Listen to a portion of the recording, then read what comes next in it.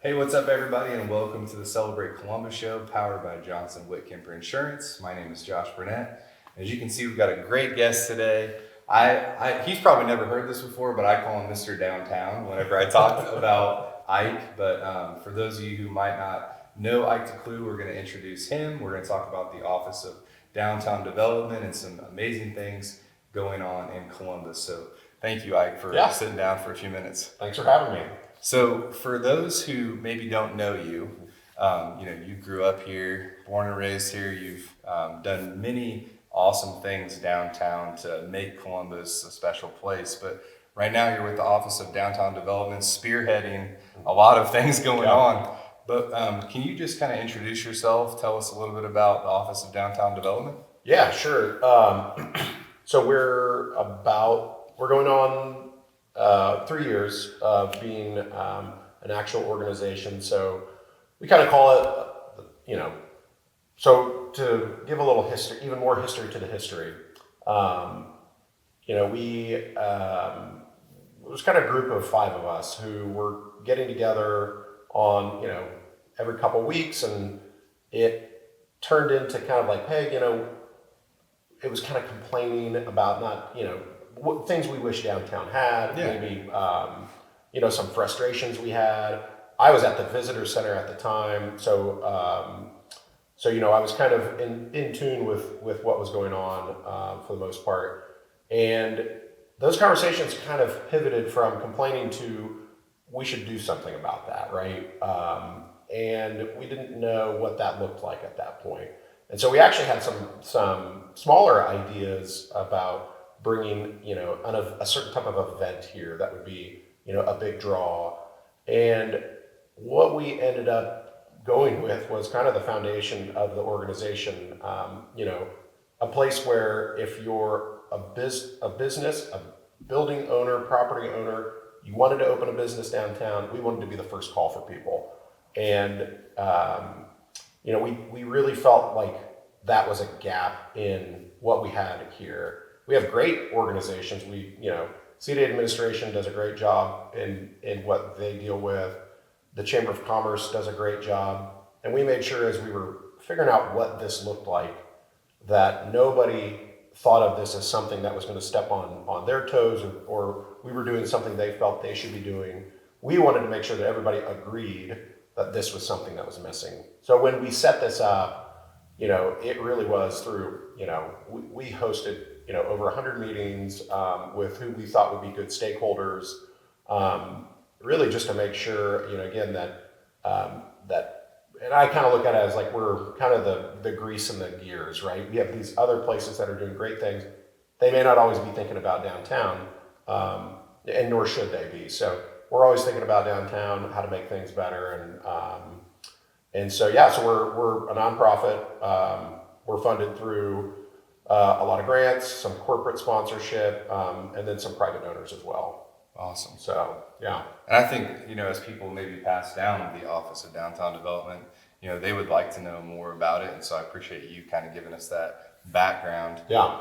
Today, I know something that I wanted to talk to you about was there's a S.E.A.R.S indoor pop-up market, which is a really cool idea. How did that come out of all of this? Yeah, so as you're well aware, the Downtown 2030 plan was finished back in the fall, and a lot of the findings they got through a lot of the community input sessions were, there was quite a bit about Millrace Park.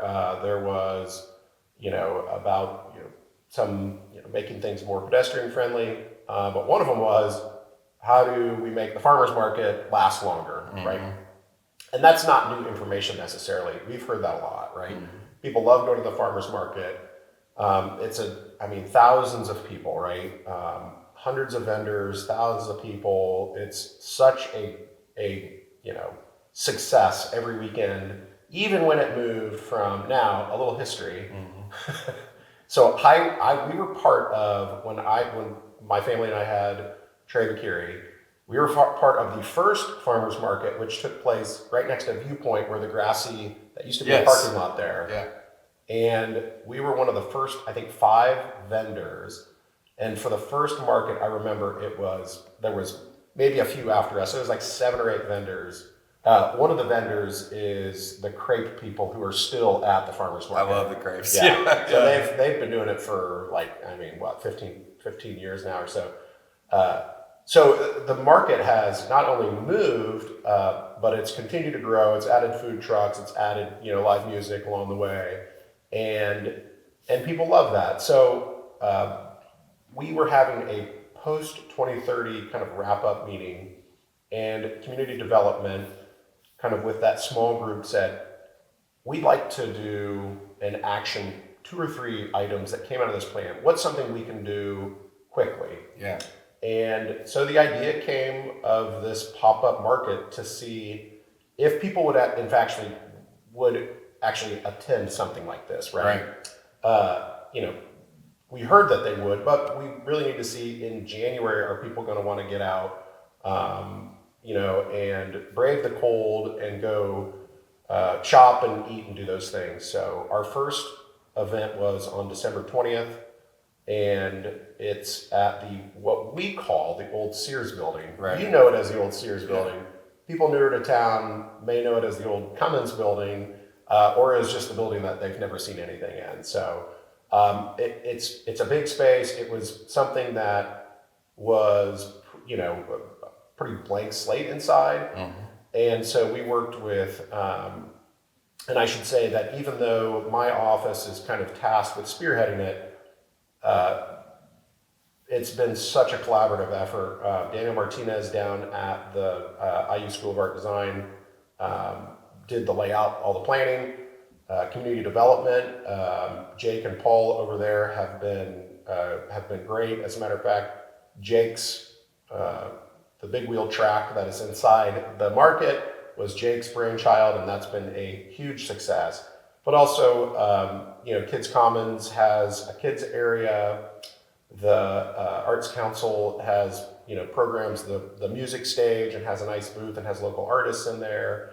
And then, recently we've added a couple of new things. So kind of every market, which happens every 2 weeks, 11 to 4 p.m. The next one will be this Saturday on the 17th. We've added disc golf and cornhole. Nice. A couple of the gaming businesses in town have come together and are offering some like game lessons. So if you wanted to play, Pokemon, Dungeons and Dragons, and they're doing some tournament type stuff. So it really is a community-based, event. It's free to attend. There's live music. There's food trucks. We've got, I think this Saturday we'll have like between 30 and 40 vendors. You'll start recognizing some vendors that you used to see at the farmers market over the summer. So we're really excited. That's awesome. Yeah. And as I heard you, talking about it, something I hear a lot with city council and just being, a resident like yourself here is we need more things to do, right? Yeah, in Columbus. Right. And specifically, I know we both care a lot about downtown Columbus, mm-hmm. and to be able to utilize a space in a creative way. It is a win in the short term, but also, I'm sure that there could be several things that come out of this as well that we can learn from. But mm-hmm. I thought it was a great idea to be able to utilize the space and bring people together. Yeah, absolutely. Something else that we were talking about with your Office of Downtown Development was the grants initiatives that mm-hmm. you have, and being able to invest and spearhead growth downtown. Mm-hmm. Could you talk a little bit about that? Yeah. The one thing that we knew from running a business downtown for about a decade was old buildings are expensive, they break a lot. That is either going to be on the landlord, or it could be on the tenant. And, it's easier to go into a new building that's, a white box that you can go in and is pretty move-in ready. We know there's an added expense to old spaces. We want to be able to incentivize either the current property and business owners to be able to make those improvements, if they want. The way it originated was we really based it on kind of what we call like a traditional facade grant program. So mm-hmm. if you're looking at the building from the outside, Does it need new paint? Does it need new windows? Is the awning torn? You need to replace the awning. And so the original focus was just on the exterior, and that was great.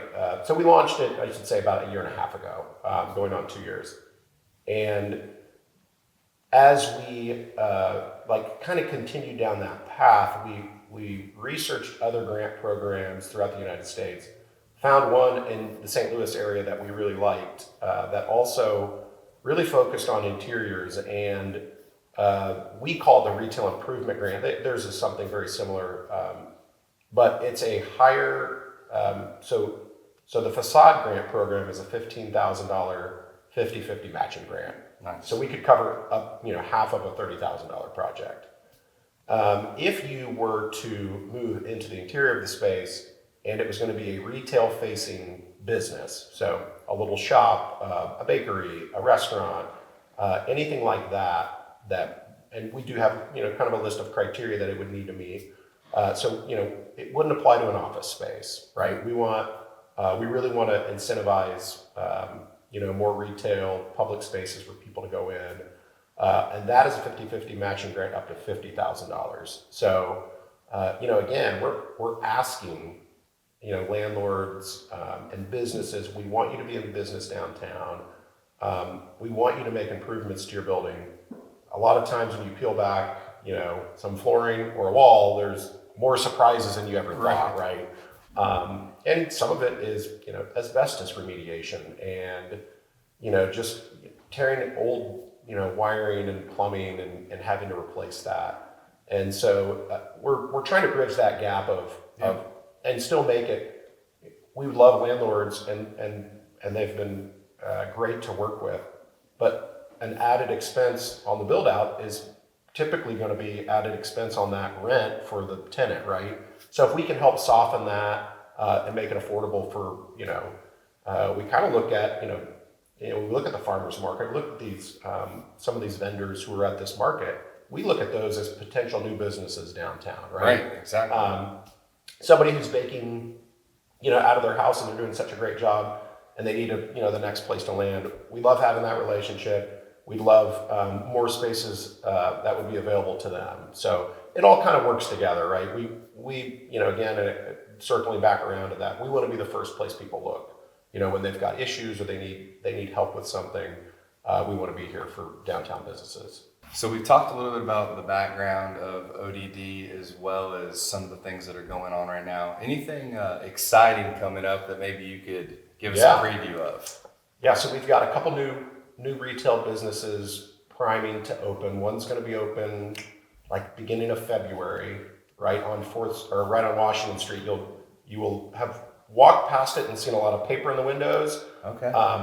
And so they are working on a great concept that'll involve wine and books and great design. So it'll be an exciting space that we're really looking forward to. Another one is, another building on Washington Street that's got a lot of paper on the front windows. I think we'll be able to announce in the fairly near future that there's an exciting new restaurant that'll be going in there that people would really be excited for. You're just teasing us. I know, it's all teasers, yeah. So stay tuned for part 2. Well, that's exciting though, because we need, I'm sure that several people have seen those buildings as maybe they're walking by and they're like, hey, I wonder what's going on. But it's good to know that new things are coming. Yeah. And I should say, they're with Cummins being a little more present downtown. We've seen just in the first couple weeks of January, more employees walking around downtown. Toyota is across the street from us now, up on one of the higher floors. And so adding more, obviously adding more people during the workday is great. We had, and we talked to our, retailers on a pretty regular basis, and they were really happy with the way 2025 finished up. So, that kind of consumer and, owner confidence index, we think is trending up, which we really like to see. And obviously, the apartments going in on between 10th and 11th on Washington and getting more people downtown is what we want. So that's awesome. Yeah. Well, I really appreciate everything you're doing downtown. Before we go, is there How can we support you? Is there anything we can do to help out? You could, one thing, we do take donations. We're a nonprofit. Yeah. And if you go to our website, there's a donation link. But also just supporting the events downtown. Typically everything we do is, small business related. So the people selling in, whatever services they're offering are small, typically downtown or, out of home businesses. So just, support the events. And again, if you go to our website, there's a way we send a text out every Thursday that just gives just a quick snapshot of what's happening downtown over the weekend. So you can sign up, one text a week. We don't share information. Not with spamming anybody. us. We're not spamming. Yeah, that's right. So yeah, that's just, supporting the events, just coming downtown. That's great. Awesome. So. Well, again, I want to thank you for Yeah. doing this. I know from following their social media, Ike doesn't always like doing the on camera interviews, but you guys do an awesome job with your marketing. So shout out to Josie. I know that you're doing a lot of that as well. But just really excited for all the work you're doing. Yeah, well, thanks. Thank you for talking to people about it. Yeah, thanks for having me on here. Awesome. Thanks. Well, thank you guys. We'll see you next time on the Celebrate Columbus Show. Make sure to check out the S.E.A.R.S Indoor Pop-Up Marketplace. See you guys soon.